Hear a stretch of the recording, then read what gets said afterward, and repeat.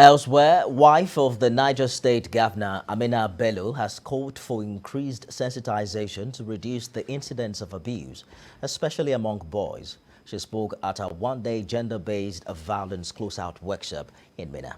Chinebe Bamaye was there. The year 2020 witnessed an increase in the rate of gender-based violence. During the global lockdown, victims of abuse were forced to live with their abusers, and this brought about an unprecedented increase in abuse even among family members.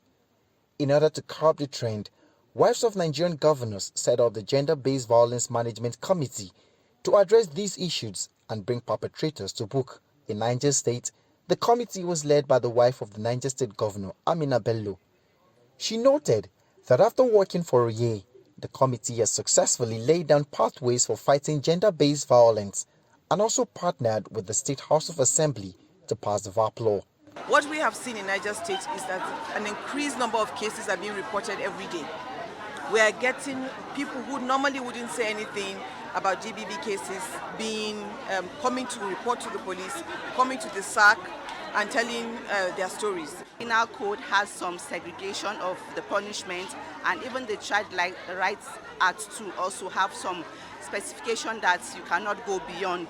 But with the VAP Act, it's all encompassing. I'm glad the people of Niger State are more aware of this, that there's a rescue team, there are people that are there to hear them.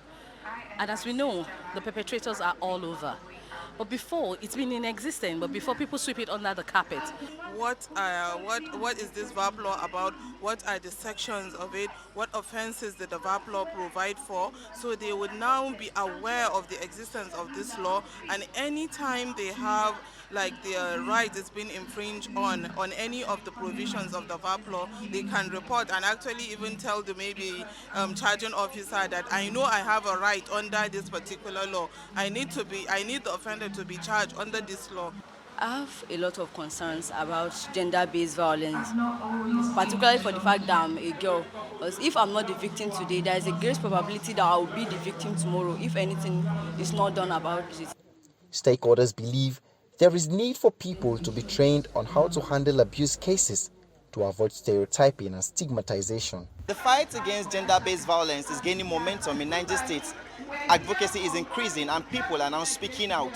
The next line of action is that the VAP law should be properly utilized in the law courts and survivors should be adequately protected. Chenemi Bami, TVC News, Minna.